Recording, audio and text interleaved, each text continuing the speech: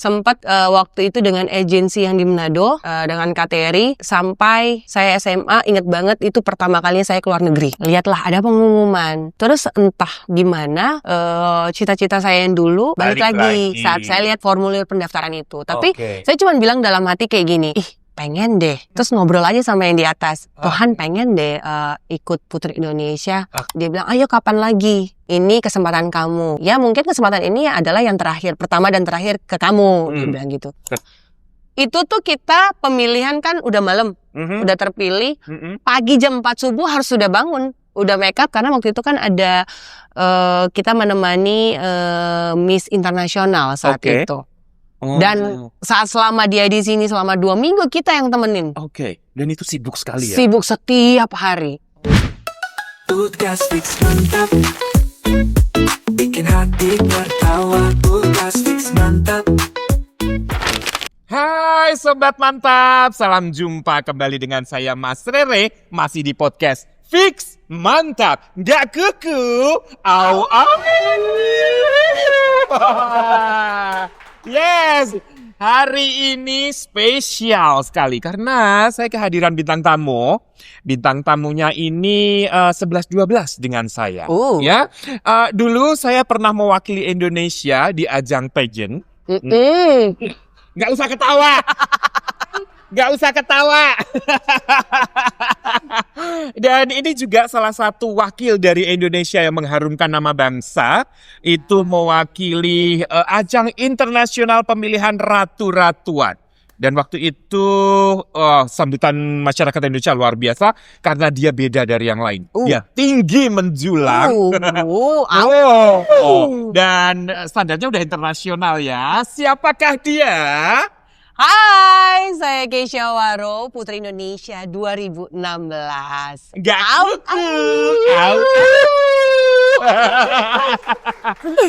Keisha, apa kabar? Baik, anyway, thank you banget loh mau hadir di sini. Sama-sama. Cantik banget. Habis syuting? Iya, tadi habis syuting. Oh, jadi hari ini maraton ya? Ya, kayak lari ya. Dari sana langsung ke sini Langsung syuting kesini. lagi. Habis ini syuting lagi? Syuting di rumah. Oh, syuting di rumah. Kehidupan nyata maksudnya. Realita kehidupan. Realita kehidupan. Jadi ibu rumah tangga. Iya, betul. Oh, udah menikah? Sudah. Oh, berapa lama menikah? Dari tahun 2018. 2018. Oh, kalau kamu pas putri-putrian tuh belum nikah ya? Belum dong. Masih pacaran ya? Masih muda, lebih masih- tepatnya. Usia berapa sih waktu itu? Waktu itu 20 berapa ya? Ya anggap aja lah 17. Cincai. Emang batas usia untuk putri Indonesia tuh dari umur berapa ke berapa? Kalau nggak salah pokoknya lulus SMA 18-19. Oh, 18-19 ya. itu batasannya minimal ya? Iya. Sampai 26 kalau nggak salah 25 saat 25-26. itu. Ya. Jadi Kesia waktu itu umur? Umur 20 something lah ya. 28 gitu ya? Enggak dong, itu lebih dong. Lebih dong. Anggap aja lah 20 aja deh. Cintai. Ceritanya gimana? Kamu bisa kamu dari mana sih? Dari kota mana? Dari Manado, Sulawesi Utara. Nah, jadi kamu sekolah di Manado? Ya, SMP, SMA aku di Manado. Oke. SD di Jakarta. Kuliah balik lagi ke Jakarta. ke Jakarta. Nah, Ya. prosesnya gimana tuh? Awal mula kamu tiba-tiba tergiur untuk mengikuti ajang. Itu kan ajang bergengsi ya? Iya, betul. Gimana prosesnya awal? Ini mau diceritain kayaknya kalau 1 hari nggak cukup. Oh gitu? Nanti rollnya berputar terus. Oh gitu? Nggak apa-apa sih, gue seharian di sini juga nggak apa-apa. Habis kamu cantik banget. Saya senang. Makasih loh, bisa aja kalau deh. Kesia di sini sampai besok. Asik. Langsung direkrut ya. Ya, kalau ngomongin ceritanya sebenarnya panjang banget. Oke. Itu berawal dari cita-cita dari dulu. Cita-citanya Iya. jadi? Ingin ikut Putri Indonesia Oh, emang istilahnya. cita-cita Kan waktu dari itu kan kecil. masih nonton televisi di rumah. Waktu itu tuh inget banget SD tuh udah mengikuti ajang Putri Indonesia itu. Oh, Gitu. SD. Ya, Putri Indonesia tingkat SD. Oh enggak, maksudnya nonton waktu saya. Ya fokus dong Bapak, fokus. Ini karena terpancar aura ya, aura-auran ya. Oh, awur-awuran. Oh, oke. Jadi waktu kamu SD, kamu sudah sering nonton acara Putri Indonesia. Betul. Dan nggak sampai di situ. Ternyata aku tuh pernah nyatet. Ini namanya anak SD waktu itu ya masih catat-catat soalnya. Jadi waktu ditayangkan pemilihan Putri Indonesia itu kan ada pertanyaan. Dari dulu memang sudah ada pertanyaan. Dari debat juri, ya 10, 5, 3 itu yang kita tahu. Dan itu ternyata aku pernah nulis, pernah catat saat itu. Walaupun ya udah nggak inget kan saking banyak. Kamu tapi catat apa? Iya. Dan walaupun nggak tahu jawabannya seperti apa, tapi ada niat untuk mencatat pertanyaan itu saat itu. Dan waktu itu aku cuman ngomong sama mama, waktu itu kan mama juga mendampingi nonton kita sama-sama, terus sempat nyeletuk yang namanya celutukan anak-anak ya, bilang mah mau deh Keisha ikut Putri Indonesia nanti gitu. Ya mama cuman bilang ya udah jalani aja prosesnya, kalau memang kamu kesana pasti akan kesana, tapi kalau enggak ya pasti ada yang terbaik lah. Jadi seiring berjalannya waktu SD, SMP pindah ke Manado, SMA lulus kuliah harus balik lagi, dan akhirnya kuliah sambil bekerja. Seiringnya yang berjalannya waktu itu sempat lupa, ya biasalah anak-anak kan awalnya Putri Indonesia, terus ada lagi cita-cita jadi dokter, terus kemudian jadi pembalap saat itu, gitu ya bermacam cita-cita. Ya sudah, akhirnya udah jalani kehidupan aja sebagaimana mestinya, dan sempat terlupakan saat itu. Karena kamu kuliah dan bekerja. Bekerja kantoran ya? Dulunya pekerja kantoran. Jadi waktu sebenarnya terjun ke dunia modeling itu pada saat SMA di Manado, dan itu di kabupaten, waktu itu Kabupaten Minahasa Selatan. Dan pada saat itu awalnya bukan atas kemauan aku, tapi pada saat itu ada cerita unik. Jadi di Sulawesi Utara itu, khususnya di Kabupaten Amurang, Minahasa Selatan, saat itu aku tuh aktif di gereja. Dan pada saat aktif di gereja itu ada cari dana buat pembangunan gereja, dan aku berdiri di pinggir jalan saat itu untuk menggalang dana. Dan itu kamu umur berapa? Aku SMA 18-an lah ya. Ya, dan pada saat itu waktu itu naik kelas 1, kelas 2 SMA kalau nggak salah. Pada saat itu memang jalan itu jalan utama. Jalan utama dari Manado mau ke Gorontalo, ke Makassar, itu memang jalan utama. Jadi saat itu saya berdiri di tengah jalan itu, ya memang mau cari dana untuk gereja itu aja. Dan entah bagaimana tiba-tiba ada satu agensi dari Kota Manado itu, mereka lagi cari bibit-bibit untuk model pada saat itu. Dan waktu itu mereka lewat melihat saya, dan saya nggak gubris. Saya memang maksudnya tidak punya dana. Iya, cari dana dan tidak punya. Bukan cari kerjaan ya, Bu. Setuju. Benar. Dan di situ pada saat itu selesai. Besoknya saya sekolah, ternyata mereka masih ada. Mereka cari sampai ke sekolah-sekolah waktu itu, bibit-bibit itu. Dan akhirnya ketemu saya di sekolah. Mereka negur dan mereka ngajakin saya waktu itu, ayo dong ikut model. Saya bilang, oh enggak. Memang nggak ada niatan sama sekali. Enggak. Maksudnya ya tidak mau menjadi model seperti itu. Akhirnya pulang. Saat pulang sore menjelang malam, saya ingat banget. Saya lagi tidur di kamar. Tiba-tiba ada orang ketok pintu. Sore ke malam itu kalau nggak salah mau maghrib deh. Jadi ketok pintu tamu. Jadi mama yang terima, saya di kamar. Tapi saya dengar kok ada rame-rame suara apa gitu. Ya udah cuek. Tiba-tiba mama panggil saya. Mama panggil saya keluar. Loh, kok orang yang tadi waktu di sekolah? Maksa ya, Bu? Sampai segitunya mereka cari saya waktu itu. Dan akhirnya saat saya nggak mau. Dan memang saya itu adalah orang yang agak sedikit tomboy ya. Jadi pakai heels aja nggak pernah, makeup aja nggak pernah, pakai skincare apalagi saat itu. Jadi ya serba cuek lah. Dan akhirnya mereka menawarkan, ayo dong ibu, ini anaknya, dia kasih motivasi bahwa anaknya ini tinggi loh. Memang sebenarnya genetik kamu udah tinggi. Sudah tinggi ya? Dan memang sebenarnya dulu waktu flashback lagi, SD itu pernah diikutin modeling anak-anak, tapi ya memang saya nggak suka. Yang ngikutin mama kamu. Mama, jadi kayak pelungin gitu, yaudah ikutin, udah abis itu udah selesai. Nah, aku cuma pengen jadi putri, nggak pengen jadi model ya waktu itu. Iya, saat itu ya. Kan berpikirnya ya ini kan sudah berbeda pandangannya. Iya, jadi ya sudahlah. tidak ada bakat seperti itu, dan akhirnya mereka melihat bahwa kamu tuh punya tinggi badan yang memang mumpuni saat itu. Dan akhirnya mama juga akhirnya mendorong, ayo dong coba, siapa tahu kamu bisa gitu ya, diasah lagi ini. Awalnya tidak mau, tapi dengan dukungan dari mama mensupport, ya udahlah coba kita dari tingkat kabupaten saat itu.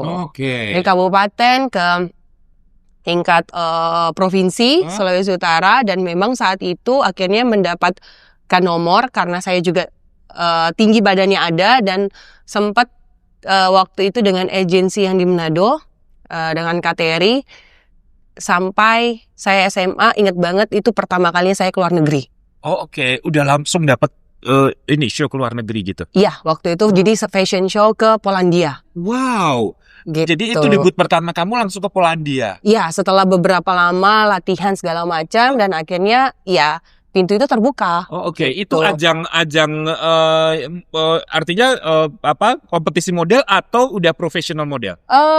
Profesional. Jadi saat itu ada undangan dari dubes luar ke kita Sulawesi Utara waktu itu untuk perwakilan, karena memang ada salah satu ajang internasional, pemenangnya adalah dari Indonesia, Sulawesi Utara.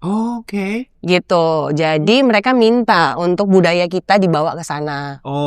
Dan kamu mewakili daerah. Mewakili salah satunya. Iya, betul. Itu masih SMA. Masih SMA. Nah, akhirnya kamu setelah itu jadi terjun ke model profesional. Kamu jalani di Jakarta. Di Manado saat itu. Di Manado. Masih SMA, saya jalaninya di Manado. Terus bisa sampai ke Putri Indonesia? Itu punya cerita lagi, makanya saya bilang ini role akan habis kayaknya, karena satu hari. Nggak apa-apa. Nggak apa-apa ya? Nggak apa-apa, cerita aja. Gitu. Nggak apa-apa kan? Berarti nggak ada makan siang, makan malam, makan pagi nggak ada ya? Nggak apa-apa. Udah biasa ya? Nggak apa-apa. Udah cerita aja. Jadi sebenarnya itu sempat balik ke Jakarta, sempat melupakan kuliah seperti biasa, melupakan itu modeling, basicnya. Aku kuliah sambil tiba-tiba karena satu hal lain hal, akhirnya saya harus bekerja, jadi kuliah sambil bekerja. Dan pada saat itu saya bekerja kurang lebih 4 tahun. Kantor itu ya? Itu kantor di bank. Di bank. Kamu bankers. Setinggi kamu terus kerja di bank, kamu mencolok sendiri nggak sih? Makanya ditaruhnya di depan, jadi CS. Jadi CS. Ya kan? Jadi halo, selamat pagi Bapak Ibu. Jadi ceritanya adalah pada saat saya sambil kerja dan kuliah, memang kuliah itu saya sempat terhenti, jadi lanjutin lagi untuk masuk ke kelas karyawan. Biasanya waktu itu kelas reguler. Tapi karena perekonomian akhirnya memutuskan untuk bekerja, pindah tempat kuliah. Setelah pindah tempat kuliah, cari yang kelas karyawan. Nah, selama kurang lebih 4 tahun waktu itu dengan jenjang yang lumayan oke lah. Lama-lama naik dari CS, terus mencoba hal yang baru, teller, tiba-tiba jadi kepala kantor kas terakhir. Dan pada saat diangkat menjadi kepala kantor kas, di situ tawaran. Jadi agensi saya yang di Manado waktu itu, dia ingat cita-cita saya. Karena waktu jadi Putri Indonesia. Apa sih cita-citanya Putri Indonesia? Dan pada saat pemilihan di waktu itu tahun 2015. Itu untuk pemilihan Putri Indonesia tahun 2016. Jadi 2015 kan sudah dibuka, sudah ada gaungnya. Tiba-tiba ya namanya orang kerja waktu itu masih pakai komputer ya, buka komputer ya, masih ngintip-ngintip lah sosial media waktu itu, masih Facebook. Lihatlah ada pengumuman, terus entah gimana cita-cita saya yang dulu balik lagi saat saya lihat formulir pendaftaran itu. Tapi saya cuma bilang dalam hati kayak gini, pengen deh. Terus ngobrol aja sama yang di atas, Tuhan pengen deh ikut Putri Indonesia. Terus dengan keadaan di atas itu temenmu ya, ngobrolnya santai banget ya. Tuhan pengen dong. Gitu iya kan, Tuhan itu sebagai sahabat, sebagai orang tua. Jadi pada saat itu ya cuman ngobrol aja, dalam hati ya, dalam hati, nggak teriak-teriak juga, ntar dikira demo. Jadi hanya ngobrol sebagai seorang sahabat, kayak Tuhan pengen deh, tapi dalam hati Tuhan pengen deh ikut Putri Indonesia. Tapi gimana caranya ya? Aku cuma seorang bankers, karyawan, mahasiswa kelas karyawan. Nggak mungkin lah. Yaudah deh. Jadi kayak udahlah melupakan. Yang penting udah ngobrol gitu kan, udah keluar unek-uneknya. Udah nih sementara lagi. Tapi tetap diisi formulirnya. Enggak, cuman diisi. melihat aja. Oke. Cuman melihat pengumuman sudah dibuka. Dan akhirnya ngobrol sama yang di atas, sama Tuhan ngobrol, udah selesai. Jadi kayak udahlah, berarti nggak mungkin lah pikirnya seperti itu. Tiba-tiba telepon saya bunyi. Itu owner saya atau agensi saya waktu itu di Manado. Yang dia ingat. Itu sepersekiannya sekitar 5 menit lah. Sepersekian menit dia telepon terus bilang, Kesha, kamu mau ikut nggak Putri Indonesia? Hah? Tapi nggak mungkin lah Kak, aku bilang. Namanya Kateri, nggak mungkin lah aku mau ikut bisa Putri Indonesia. Aku lagi kerja, aku lagi kuliah, butuh biaya. Apalagi kalau misalnya waktu itu planningnya kan memang aku mau ikutnya dari Sulawesi Utara, perwakilan. Belum tiketnya pulang pergi, belum izinnya. Kalau cuti hamil oke lah ya 1-2 bulan. Jakarta. Nah itu dia, aku di Jakarta. Dan kan kalau misalnya mewakili mau nggak mau aku harus balik dong. Harus balik ke sana. Harus balik ke sana. Jadi Jadi kompetisi di sana. Untuk kompetisi di sana dulu, karena waktu itu kompetisi Putri Indonesia itu gabung dengan kompetisi lokalnya. Jadi ajang putra-putri daerahnya. Jadi kalau yang di sini kayak Abang None. Kalau di Sulawesi Utara itu Nyong Noni. Jadi mereka join. Jadi kalau misalnya pemenangnya nanti yang pertama, itu yang akan ke Putri Indonesia. Gitu. Jadi mau nggak mau saya harus pulang. Kan pasti minta izin. Kecuali kalau cuti hamil bisa berbulan-bulan, Tapi ini sudah dipikirkan dan akhirnya dia bilang, ayo kapan lagi? Ini kesempatan kamu. Ya mungkin kesempatan ini adalah yang terakhir, pertama dan terakhir ke kamu, dia bilang gitu. Karena usia. Karena usia juga. Dan juga situasi kamu dulu sedang bekerja. Ya, dan akhirnya saya bilang, oke deh saya coba ngobrolin dulu dengan orang tua, dengan yang di rumah, dan aku bawa dalam doa dulu deh, gimana enaknya, aku bilang gitu. Akhirnya pulang ngobrol. Kantor kamu nggak komplit tuh? Waktu itu aku belum ngomong. Jadi cuma ngobrol. Mau cuti gitu? Aku pulang, aku confirm dulu ke orang tua. Tanya gimana nih gini. Mama cuma bilang, itu keputusan kamu. Kalau kamu mau ikut, tapi kamu harus sudah tahu konsekuensinya. Kalau kamu ikut ke sana, pasti banyak hal yang akan keluar. Istilahnya gitu. Tapi kalau tidak, berarti cita-cita kamu dibalikin lagi. Tapi kalau kamu tidak mengikuti itu, ya cita-cita kamu, ya kamu tidak, nggak akan kamu jalani, dia bilang gitu. Mama cuma kasih pilihan, tapi mama cuma minta pesan adalah kuliah kamu harus selesai, baru kamu boleh ikut. Dan pada saat itu memang posisinya adalah akunya udah lagi skripsi. Jadi tinggal dikit lagi. Mama bilang, gagal, betul. Kalau bisa tahun itu selesai. Akhirnya kejar gimana rupanya, pokoknya gue akan sambil kejar nih skripsi selesai sambil mau bilang ya udah kamu doa dan puasa gimana dari kamunya karena puasa juga ya? Puasa untuk ini menjaga untuk kesana untuk maksudnya mencari pilihan karena ini ngomongin pilihan konsekuensi. Puji Tuhannya adalah orang tuaku tidak pernah mengekang. Tapi kamu harus tahu, saat kamu mengambil sebuah keputusan, kamu harus sudah tahu konsekuensinya. Jadi sudah ada plan A, plan B, kalau misalnya nggak jadi seperti apa, konsekuensinya ya tabungan kamu terkuras, uang kamu akan biaya lebih besar. Dan jadi punya suatu pandangan yang agak meluas. Jadi memang diajarkan seperti tanggung jawab, pilihan dari orang tua. Akhirnya yaudah deh, aku doa dan puasa dulu. Gimana caranya? Kalau memang hati aku damai sejahtera, ya aku akan ikuti. Tapi kalau enggak, ya udahlah nggak apa-apa. Berarti bukan di situ. Akhirnya setelah 1-2 hari, aku mencoba untuk naik ke atasan. Minta izin. Dan puji Tuhannya dikasih. Dan aku berpikir kalau begini, sudut pandang seorang karyawan di bank itu susah banget minta izin. Benar. Pasti ya. Tahulah kalau misalnya orang yang bekerja di bank pasti susah banget. Kecuali sakit, cuti hamil. Seperti itu, cuti lahiran lah. Dan thanks God-nya adalah ya udah nggak apa-apa. Kamu mau berapa lama? Kamu terus terang. Aku terus terang. Aku minta izin kalau boleh. Soalnya aku harus kompetisi di sana itu sekitar 1 minggu sampai 2 minggu, maksimal 2 minggu lah. Itu lumayan di daerah.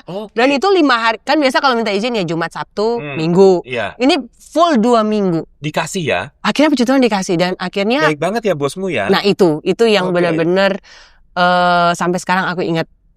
Bos itu dan bos itu bilang, oke, saya izinkan kamu selesaikan pekerjaan kamu delegasikan siapa yang bisa kamu percaya. Kayak gitu. Sudah selesai, sering berjalan waktu, kesanalah. Saat kesana ada cerita lagi. Yang saya berpikir adalah kalau orang dari kota ke daerah pasti diterima dong. Ya nggak, dengan pengalaman ya lu kita kerja di kota besar. Looknya juga beda, segala macam bla bla bla bla. Ya, aku enjoy. Tidak terlalu berbeban, percaya diri lah ada muncul. Gue orang kota nih. Iya, jadi ya oke lah, pengetahuannya lebih luas. Wawasan gue gitu. pasti lebih. Dengan PD-nya. Tapi ternyata pada saat kesana, wah itu saingannya beda. Saingannya beda. Betul. Dan itu benar-benar apa yang aku anggap remeh sebelumnya, itu aku harus kerja keras di sana. Yang awalnya public speakingnya, ya cara untuk sebagai seorang duta saat itu. Ternyata saingan kamu berat-berat. Saingannya berat banget. Dan cuman bukan hanya saingan kalau di daerah. Ada berbagai faktor lah.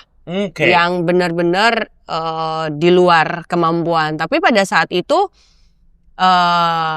yang penting niat. Kita berusaha. Itu sampai aku inget banget, aku dimaki-maki. Oleh? Jadi waktu balik ke sana kan sama agensiku. Waktu itu namanya Kateri. Dan Kateri yang memberikan training, istilah mendampingi ya. Jadi dimaki-maki, sampai nangis, sampai give up. Nggak usah ikut lah gini. Terus sampai akhirnya keluar malam untuk minta persetujuan. Karena kan namanya daerah minta persetujuan ini, minta persetujuan itu. Surat pemerintah. Adat ya, acara adat lah. Minta persetujuan yang mewakili daerah tersebut lah. Bla bla bla. Wah itu kayak tidur malam, nggak tidur, latihan soal. Harus tahu dari ujung Sulawesi Utara sampai ujung selatan ya Sulawesi Utara. Kan harus tahu pariwisatanya, wawasan daerah juga. Luar biasa. Terus ketoknya lagi, balik lagi yang dulunya udah nggak pernah pakai heels, harus belajar sampai berdarah-darah. Pakai heels kemana-mana harus pakai heels. Jadi ternyata dimulai dari awal saat itu. Kembali ke awal. Dan akhirnya kamu memenangkan kompetisi itu di daerah. Puji Tuhannya memenangkan. Rulesnya waktu awal adalah yang pertama perempuan yang akan dikirim ke Jakarta. Tapi saya waktu itu adalah, aku posisinya adalah runner up 2 atau juara ketiga. Itu kita baru selesai jam 4 pagi. Wow, acaranya dan hanya mentok biasanya kalau pemilihan daerah itu 10, 5, 3. Sama lah kayak istilahnya pemilihan kebanyakan ya. Tapi di situ dari 10 mentok sampai ke 5 aja. Karena dengan berbagai regulasi, berbagai pertimbangan segala macam dari daerah pusat sama yayasan juga Putri Indonesia saat itu, dan akhirnya sempat kaget, shock, selesai jam 4 tidak ada pemilihan yang ketiga, 3 besarnya. Langsung diputuskan. Tapi puji Tuhannya di situ pun aku yang menjadi perwakilan dari Sulawesi Utara untuk di Putri Indonesia 2016. Kok bisa? Kan kamu runner up. Nah, itu aku baru tahu setelah aku menjadi pemenang Putri Indonesia. Kenapa? Yayasan Putri Indonesia yang ngomong ke aku langsung saat itu. Waktu itu ada pergolakan karena memang namanya di daerah keputusan, nggak tahu ya keputusannya seperti apa. Panitia daerah maksudnya. Dengan panitia Jakarta itu berbeda. Dengan panitia Yayasan Putri Indonesia saat itu. Dan akhirnya aku ingat banget dari Yayasan Putri Indonesia Pak Mega ngomong waktu saya sudah jadi pemenang, sudah menjadi putri, kita kan ke kantor ngobrol segala macam, tiba-tiba Pak Mega ngomong, ini kan Putri Buangan, dia bilang begitu. Loh, kenapa? Kenapa Pak Mega? Iya, kamu nggak tahu ya permasalahan waktu di daerah, kamu pilih kamu gini. Terus dia cuma bilang, ternyata kamu bisa membuktikan. loh kok bisa sih Pak kenapa? Akhirnya dia kasih tahu. Jadi alasannya mereka tidak mau kamu jadi pemenang, tapi dari Yayasan Putri Indonesia maunya Kamu yang tetap menang. aku jadi Oke. Putri Indonesianya. Ya biasanya memang kompetisi kalau di daerah gitu kan sudah ada Iya, pemenangnya. sudah ada kan? pemenangnya. Iya, sementara kamu bukan Iya, salah satu sebenarnya dipilih sebagai pemenang di daerah itu. sebenarnya intinya dari fokus aku adalah aku nggak mau ikut yang pemilihan daerah, tapi karena mereka join mau nggak mau aku ikut di situ. Stepnya harus kamu lewati Iya. gitu. Dan akhirnya mereka bilang sebenarnya tuh mereka nggak mau kamu jadi, maksudnya mereka nggak mau kamu yang pertama. Oke. Mereka sudah ada pilihannya, tapi dari kan perjanjian dari awal di flyernya itu kan memang yang pertama, ya dikirim. Jadi segala bentuk ya nggak tahu lah mereka seperti apa pembicaraannya, mereka mengatakan seperti itu dan akhirnya ya kamu bisa membuktikan sampai kamu jadi Putri Indonesia di skala Ada nasional. komplain nggak sama pemenangnya ketika kamu tiba-tiba dikirim ke Jakarta? Waktu itu sesama kita peserta sih enggak ya. Enggak kita akhirnya berhubungan baik, kita tahu sampai sekarang dia di mana, posisinya apa. Tapi pada saat waktu penyelenggaranya, jadi ada beberapa ya oknum, beberapa senior yang mungkin nggak enak. Tapi ya aku bilang selama itu aku hanya bisa berterima kasih karena kalau aku tidak seperti itu di prosesnya, aku nggak akan seperti ini. Oke. Gitu. Jadi aku tahu itu adalah proses dan aku memang harus ya istilahnya memaafkan mereka, melewati proses itu karena ya namanya perjuangan pasti ada ceritanya. Kalau nggak seperti itu ya saya nggak bisa bercerita di sini gitu. Dan itu yang proses yang membentuk aku sih. Dan akhirnya kamu bertanding di Jakarta. Bertanding di Jakarta. Di Putri Indonesia 2016. 2006. Dan kamu sebagai Putri Indonesia. Putri Indonesia kepilih. Wow, luar biasa. Setelah perjuangan yang begitu panjang, akhirnya kamu memenangkan crown itu. Yes. Nah, dari Putri Indonesia kira-kira apa yang kamu dapatkan setelah kamu dinobatkan sebagai Putri Indonesia? Apakah kamu masih bekerja di bank atau akhirnya kamu berpamitan dengan bos kamu?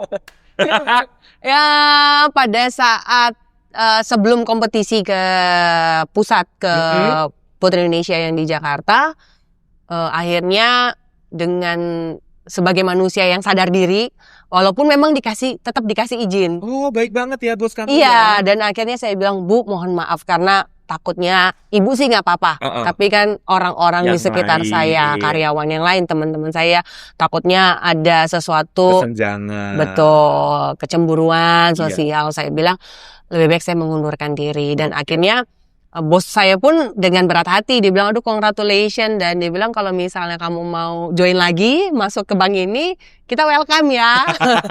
Ya iyalah pastinya. Ya akhirnya ya sudah memutuskan untuk bekerja untuk mengejar jadi stop dari bekerja dan berkarir di modeling. Ya. Dari situ jadi kamu catwalk juga ya? Catwalk ya. Catwalk apa aja tuh yang terbuka setelah kamu dinobatkan sebagai Putri Indonesia? Sebenarnya banyak. Dulu pernah berpikir waktu ke bandara. Oke. Aku cuma pernah bilang sama ngobrol lagi. Oke. Tuhan, kok orang di bandara ini tuh ramai banget. Oke. Pulang pergi naik pesawat. Enak banget ya. Kerja mereka apa ya? Mikirnya seperti itu. Oke. Kerja mereka apa ya? Kok bisa? Uangnya sebanyak apa untuk bisa terbang? Kerjanya apa? Kok tiap hari terbang? Tiap hari terbang. Ini ngapain aja sih orang ini gitu? Kerjanya apa?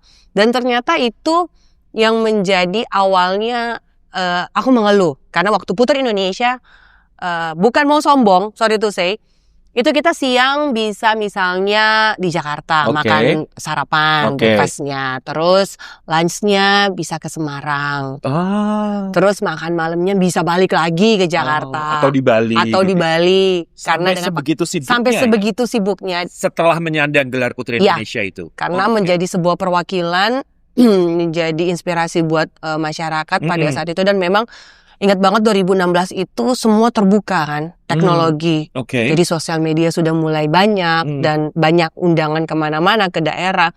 Sempat ngeluh waktu itu karena capeknya ganti koper, pergi lagi, nggak sempat tidur, udah harus jalan lagi, kerja lagi, tugas lagi dan sempat ngeluh di situ dan akhirnya diingetin waktu itu, kamu pernah loh nanya Yang di atas tuh ngingetin, kamu pernah loh nanya, itu kerjanya apa? Ya ini yang kamu jalani sekarang. Jadi kayak refleksi diri, ya juga ya ternyata waktu apa yang kita kadang-kadang kita inginkan, kita doakan, terjawab, dan ya itu. Kok kita nggak bersyukur, bersyukur, malah mengeluh. betul. Gitu ya. Nah, kamu sarapan di Jakarta, makan siang di Semarang, kemudian makan malam di Bali, itu apa saja yang kamu lakukan selama jadi Putri Indonesia? Tugas yang pastinya jadi inspirasi karena banyak undangan waktu itu dari pemerintah juga, dari swasta untuk kehadiran dari seorang Putri Indonesia 2016. Awalnya aku tuh orangnya introvert. Oh, kamu introvert orangnya. Iya. Oke. Jadi inget banget itu karakter yang sekarang udah bisa caci-cucu ngobrol gitu, enak. Berawal dari situ juga. Jadi waktu Putri Indonesia terpilih ya di pemikiran adalah queen, seorang putri dengan banyak orang yang akan menjaga. Iya. Ya udah lempar senyuman segala macam. Ternyata enggak. Dan benar apa yang dibawa oleh Putri Indonesia adalah brand beauty and behavior. Itu dididik di sana ya? Dididik. Dibekali ya? Dibekali. Dan pada saat itu langsung terjun langsung saat mahkota. Itu tuh kita pemilihan kan udah malam, udah terpilih. Pagi jam 4 subuh harus sudah bangun, udah make up karena waktu itu kan ada kita menemani Miss Internasional saat itu. Dan saat selama dia di sini selama 2 minggu kita yang temenin.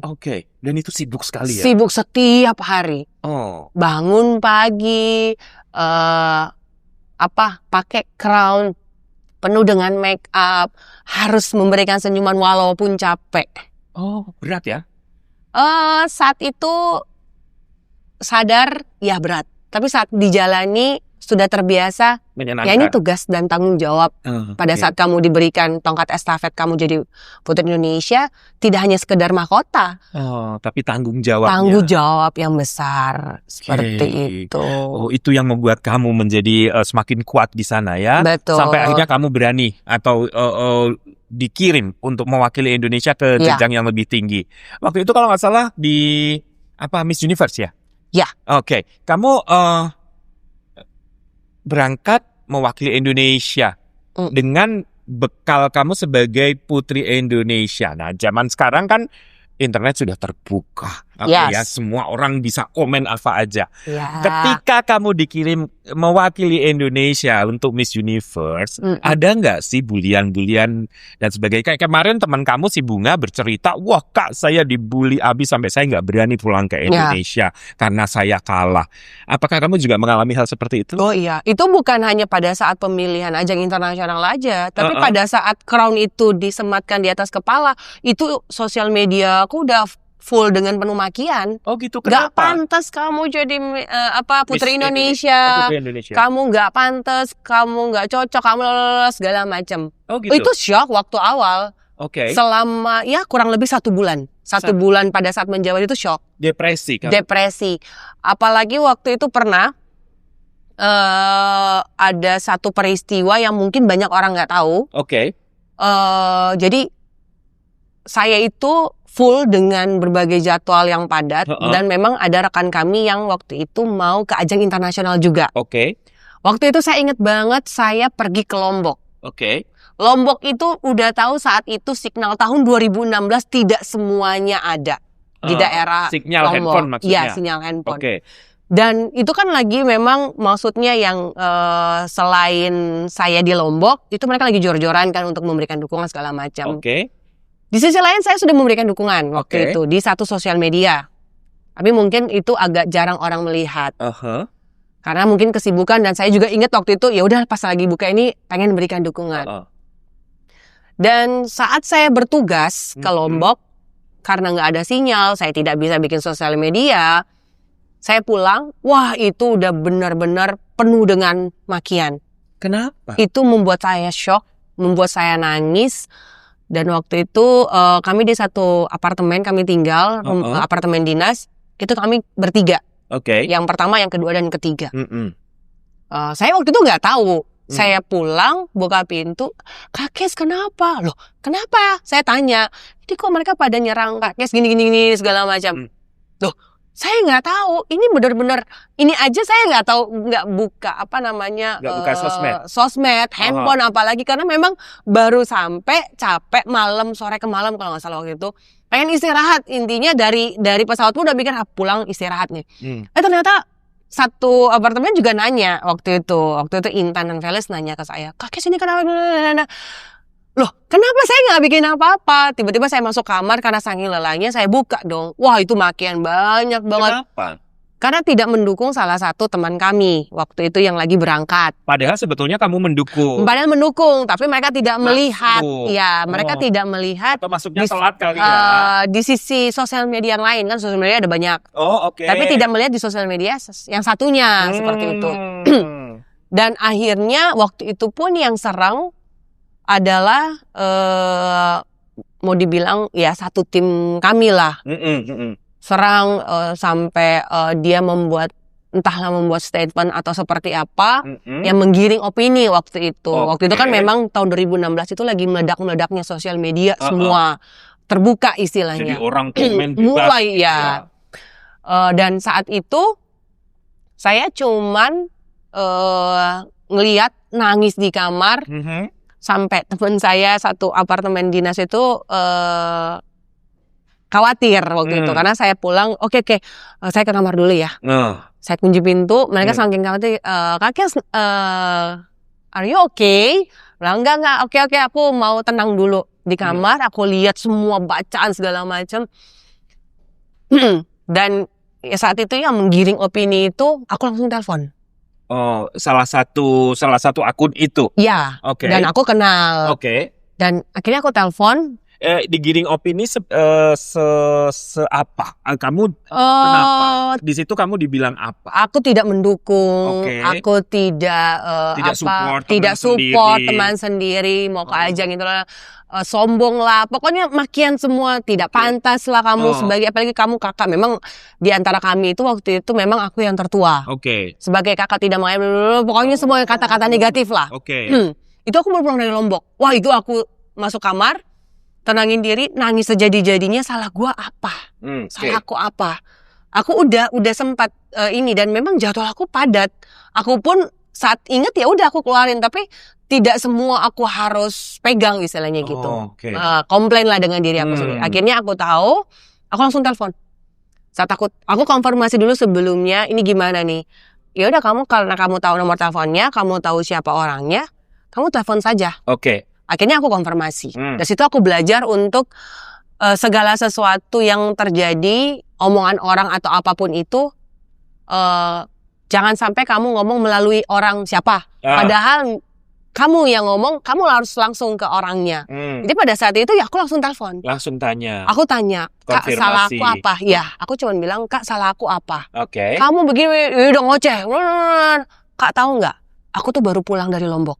Di Lombok nggak ada sinyal sama sekali. Dan aku baru baca sekarang. Kenapa kamu? Oh iya, akhirnya dia minta maaf. Tidak tahu kondisinya saat itu. Akhirnya dibenerin. Akhirnya diklarifikasi, dihapus. Dia klarifikasi, selesai, ya udah aman. Dan di situ yang membuat aku shock. Dan pada saat itu jadi pelajaran utama. Tidak selamanya di sosial media mungkin ada orang-orang public figure yang menghadapi sesuatu yang negatif. Kita tidak bisa langsung menjudge. Tapi lebih baik diam. Kita tunggu mungkin ada sesuatu atau dia lagi punya waktu dia sendiri atau memang dipersalahgunakan dengan orang lain, dan itu yang aku pelajari sampai sekarang. Dan lebih baik tidak usah berkomentar. Lebih baik ya udah diam. Itu di saat kamu jadi Putri Indonesia dan ada teman kamu yang mewakili atlet internasional. Nah, kalau akhirnya kamu yang dikirim ke sana, pengalaman kamu apa? Aduh, itu juga sama. Aku kan sempat ngikutin tuh waktu itu ada temen kamu yang dari mana yang heboh banget. Brazil, Venezuela. Ya itu. Terus yang narik-narik kamu untuk foto yang akhirnya kena bully habis. Sampai sebegitunya. Tapi ada tuh waktu itu kamu masuk ke nominasi berapa sih waktu itu? Aku 13. Oh, 13 ya, 13 besar. Top 13. Tapi kamu dapat penghargaan kan waktu itu? Waktu itu Miss Phoenix Smile ya. Miss Phoenix Smile, apa itu? Jadi kita ada berapa poin istilahnya, ada berapa nominasi waktu itu.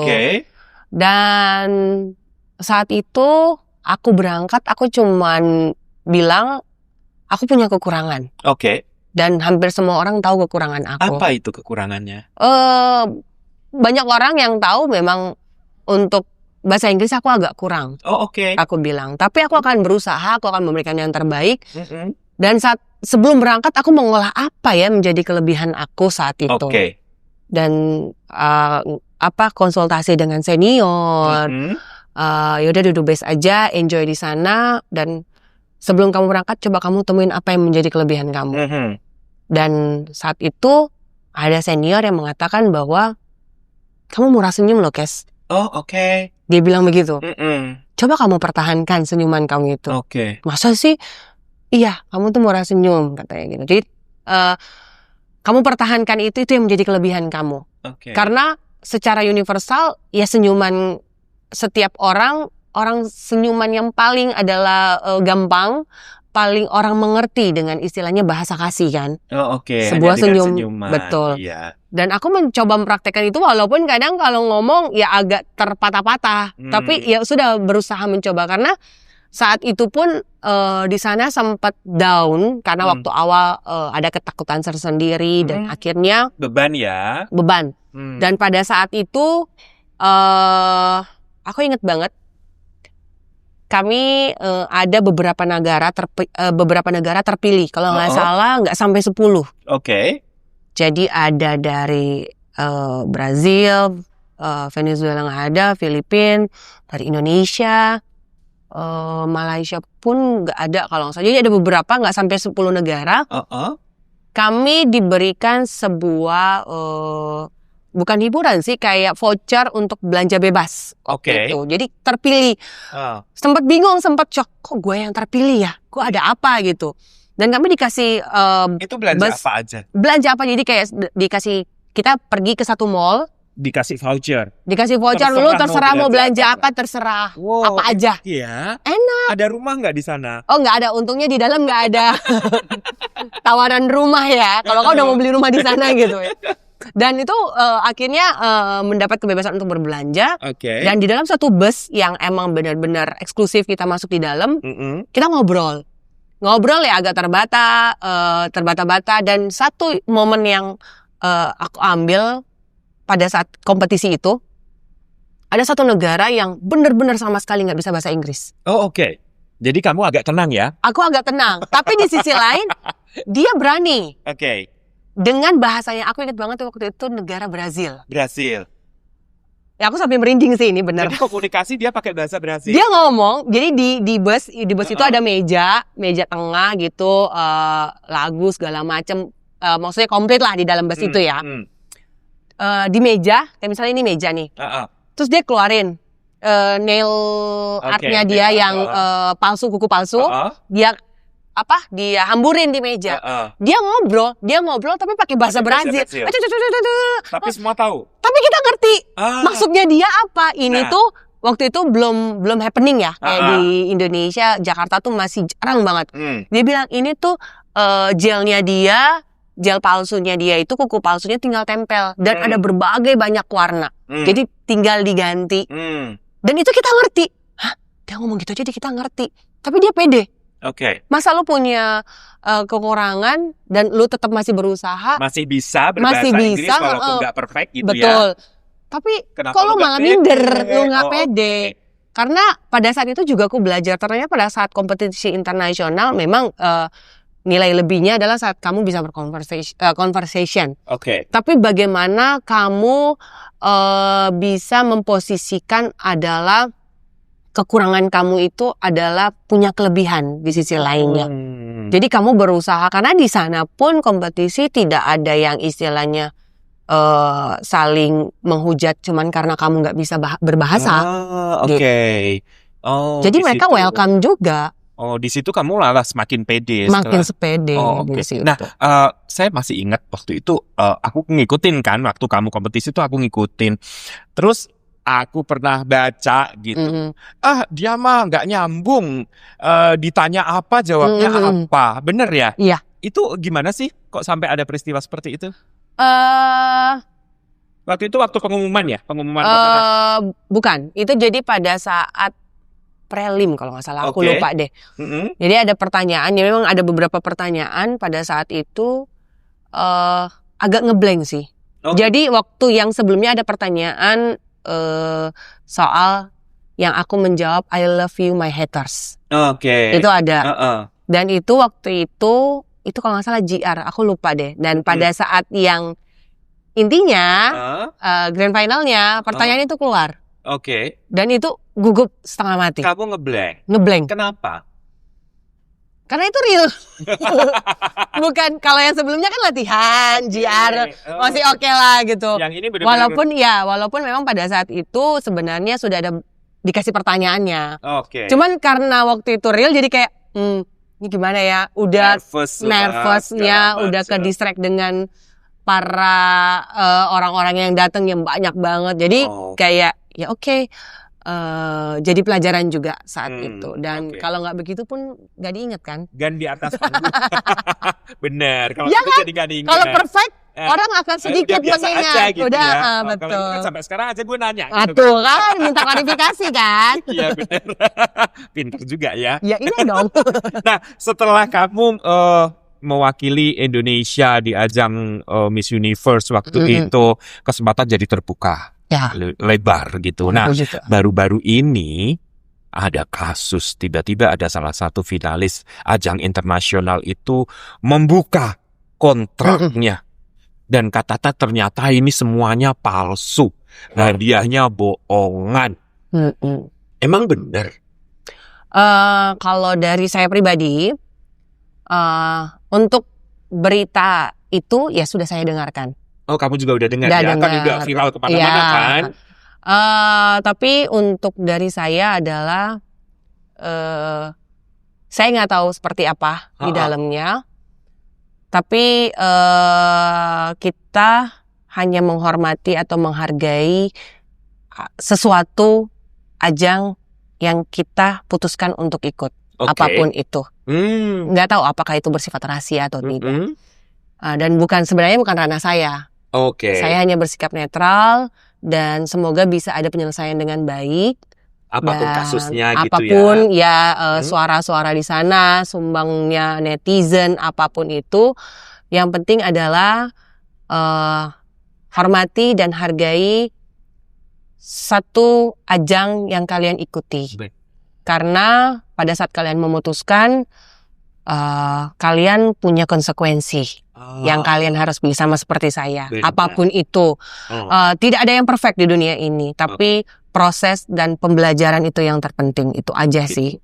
Tapi pengalaman Kezia sendiri setelah berada di ajang itu emang ada kasus-kasus seperti itu? Kayak kontrak palsu lah, hadiah palsu lah.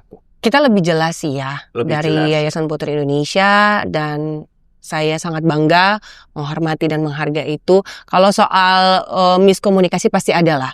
Tapi bagaimana cara kita sebagai kekeluargaan kita menyelesaikannya dengan baik. Tanpa harus berkoar-koar. Karena memang sekarang zamannya itu sangat mudah untuk menjatuhkan seseorang melalui platform yang ada. Jadi sebagaimana kita punya etika, sebagaimana kita punya rasa kemanusiaan, kalau memang bisa diselesaikan dengan baik, ya kenapa harus dipublish gitu dan aja. Itu menunjukkan kualitas seorang putri sebetulnya. Bisa jadi, ya nggak sampai membuka aib atau membuka hal-hal yang sebetulnya bukan konsumsi publik gitu ya.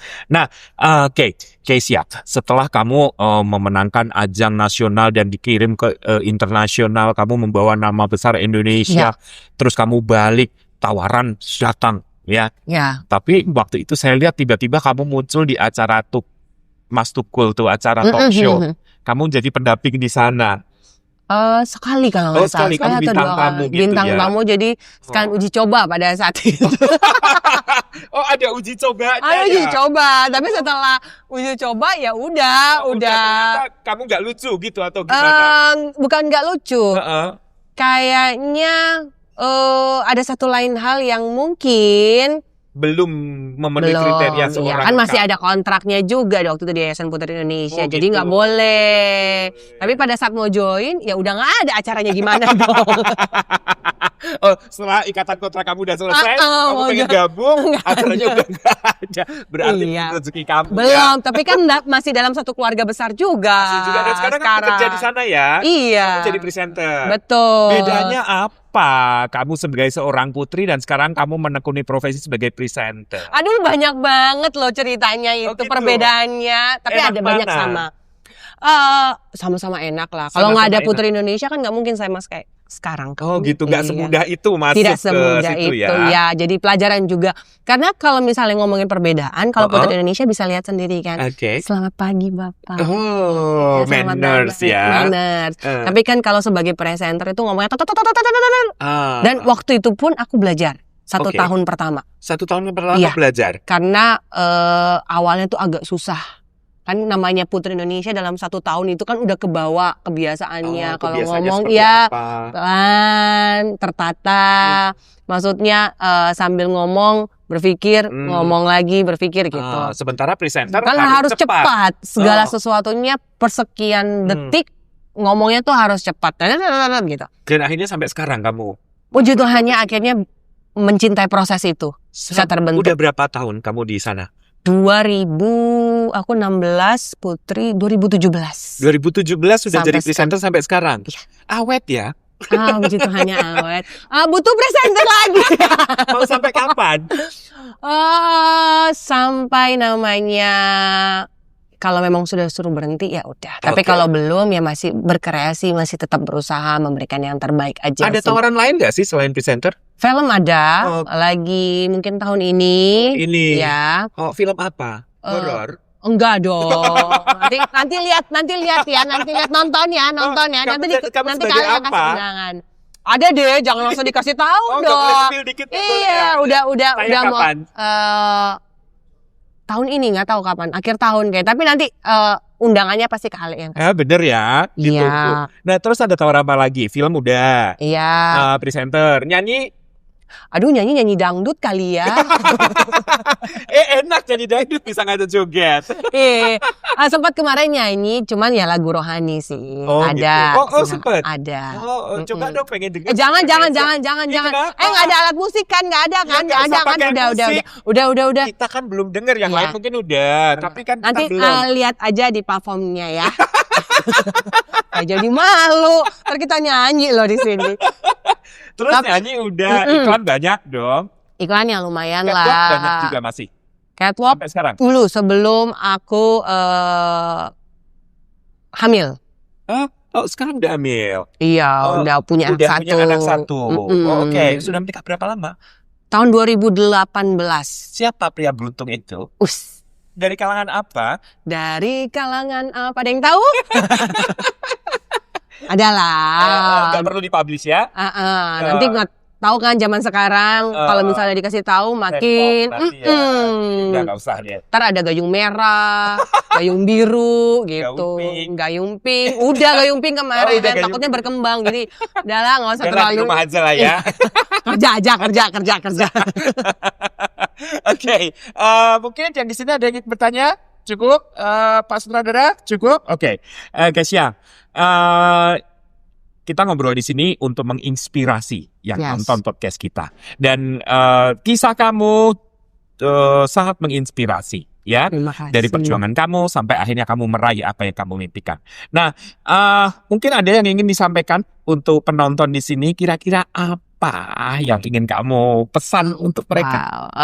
Kalau dari aku sih, aku juga masih dalam proses tahap pembelajaran. Oke. Intinya adalah pada saat proses demi proses yang bisa aku jalani, jalanilah. Oke. Karena nggak ada yang sia-sia dari proses yang sangat menyakitkan, sangat menyenangkan, sangat memberikan sebuah pembelajaran hidup.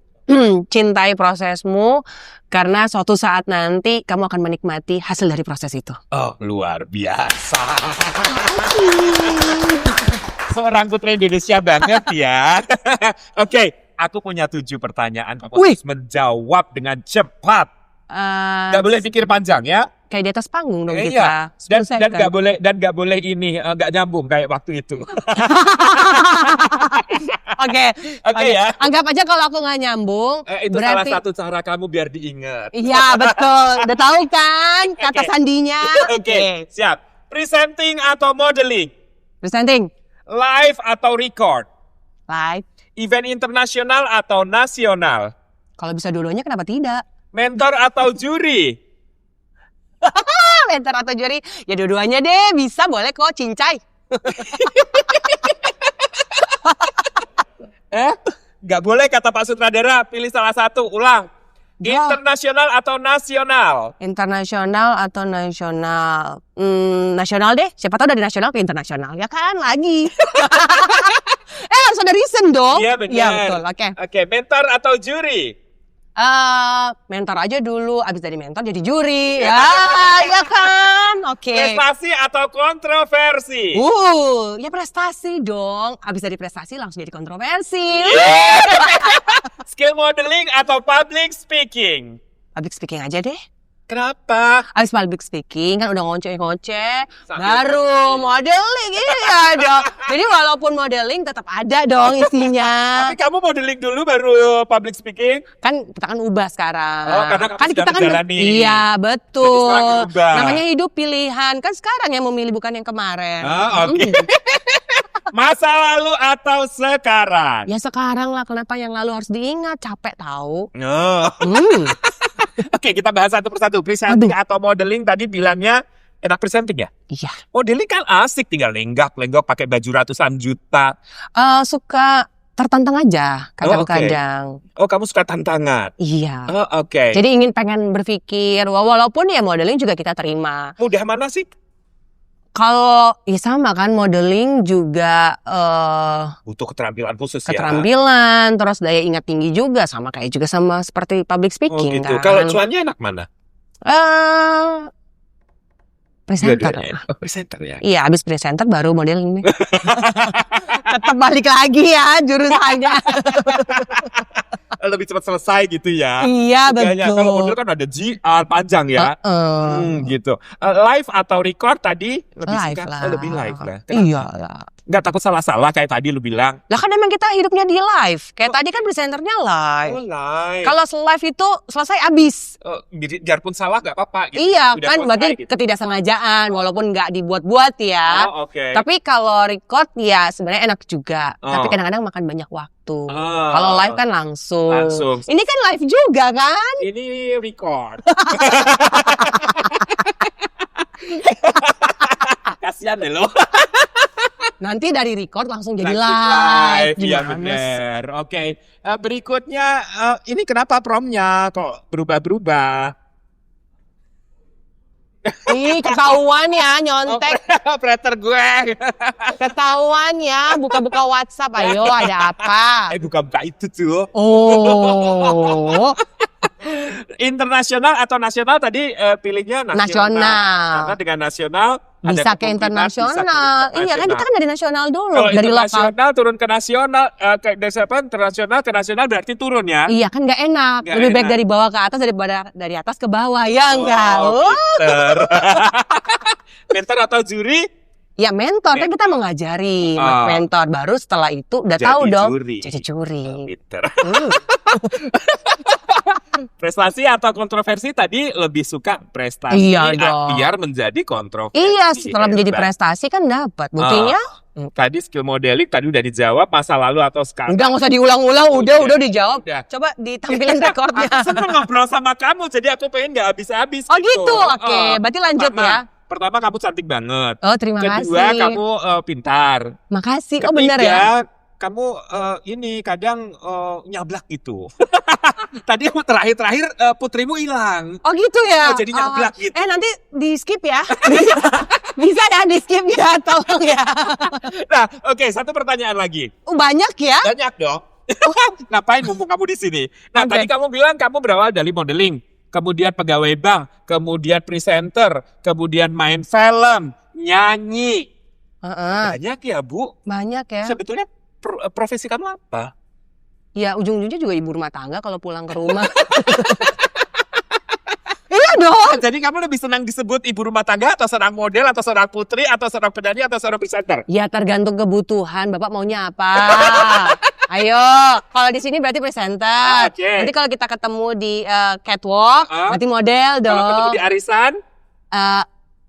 Mak-mak, Tangga. ibu rumah tangga. Jadi sekat mata gue bingung mau menyimpulkannya apa. Tapi yang pasti seorang Keisha adalah seorang putri Indonesia 2016. Oke sobat mantap, itu dia ngobrol seru kita bareng Keisha. Dari ceritanya yang detail sampai akhirnya ancur-ancuran. Tapi menyenangkan sekali ngobrol sama Keisha dan kita berharap bisa ketemu lagi di event berikutnya. Amin. Oke, saya Mas Rere dan Keisha Waro. Gak Kuku. Gak kuku. Au, au.